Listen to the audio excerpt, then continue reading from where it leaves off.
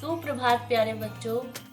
आज हम हिंदी की पुस्तक प्रज्ञा प्रवाह में पाठ 17 पढ़ेंगे, जिसका शीर्षक है कौवा और गिलहरी। यह एक कहानी है कौवे की और गिलहरी की। ठीक है, कहानी पढ़ते हैं। एक बड़े पेड़ पर कौवा और गिलहरी रहते थे। दोनों में दोस्ती हो गई। एक बड़े पेड़ पर कौवा और गिलहरी रहते थे, दोनों में दोस्ती हो गई। गिलहरी ने कौवे से कहा, ऐसे ही खाली बैठे रहने से भोजन नहीं मिलेगा। कौवे ने गिलहरी से कहा कि चलो खेती की जाए। गिलहरी खेती करने के लिए तैयार हो गई। अब दोनों ने दूसरे दिन से ही काम करने की सोच बना ली। रात में दोनों खेती करने के उपाय सोचते रहे। दोनों ने तय कर लिया कि दोनों परिश्रम से खेती करेंगे, यानी खेती करेंगे। किसान जैसे करते हैं ना अपने खेत में खेती, तो ऐसे ही हम भी खेती करेंगे और बहुत मेहनत करेंगे उस खेती में। खेती में जो पैदा होगा उसे आधा आधा बांट लेंगे। किसने कहा? कौवे ने और गिलहरी ने, कि हम खेती करते हैं, चलो बैठे बैठे रहने से कैसे हमारा पेट भरेगा या कैसे हमें भोजन मिलेगा। ऐसा करते हैं, खेती करते हैं और जो खेती में पैदा होगा उसे हम आधा आधा बांट लेंगे और उसमें हम बहुत मेहनत करेंगे। अब क्या हुआ? अगले दिन जल्दी ही दोनों उठ गए। गिलहरी काम के लिए तैयार हो गई। उसने कौवे को चलने के लिए कहा। कौवे ने उत्तर दिया। क्या उत्तर दिया? देखिए, तू चल मैं आता हूँ, चुपड़ी रोटी खाता हूँ, हरी डाल पर बैठा हूँ, काव काव करता हूँ। इसको याद करिए, देखिए दोबारा से पढ़ेंगे। तू चल मैं आता हूँ, चुपड़ी रोटी खाता हूँ, हरी डाल पर बैठा हूँ, काव काव करता हूँ। अब गिलहरी अकेली चली गई, कौवा बैठा ही रहा। गिलहरी ने खेत की जुताई की, ठीक है ना, जोता, खेत को जोतने लगी। खेत बीज बोने के लिए तैयार हो गया। गिलहरी घर वापस आ गई। अब गिलहरी ने देखा कौवा सो रहा है।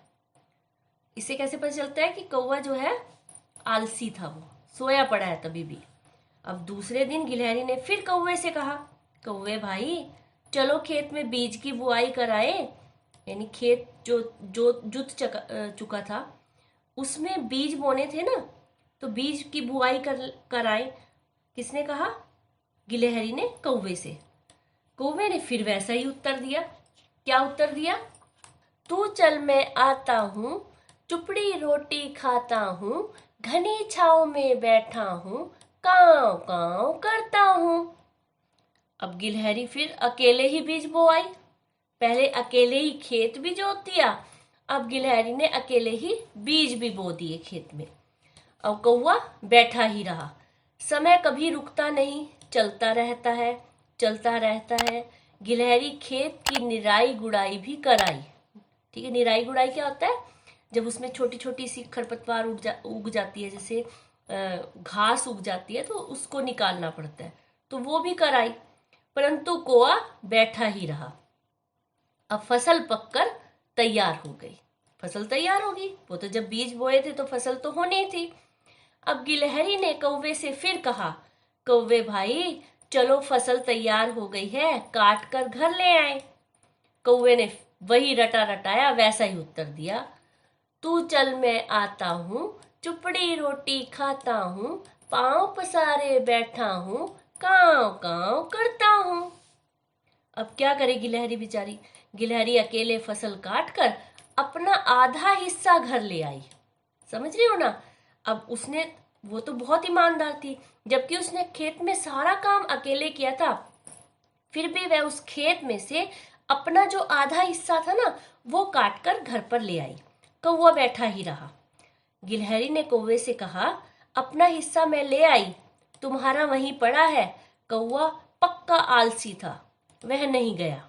यानी अपना कटा हुआ हिस्सा भी लेने नहीं गया वो खेत में। रात में बहुत तेज वर्षा हुई। वर्षा माने बारिश। रात में बहुत तेज बारिश हो गई। अब कौवे का हिस्सा पानी में बह गया।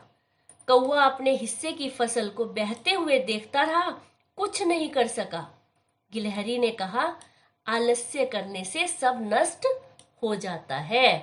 ठीक है, अगर आप आलस नहीं करते तो क्या करते, देखो ये फसल जो है, जितनी आधी फसल मेरे हिस्से में आई है उतनी आधी फसल आपके भी हिस्से में आती, और कटी कटाई फसल भी वो लेकर नहीं आया, इतना आलसी कौवा था।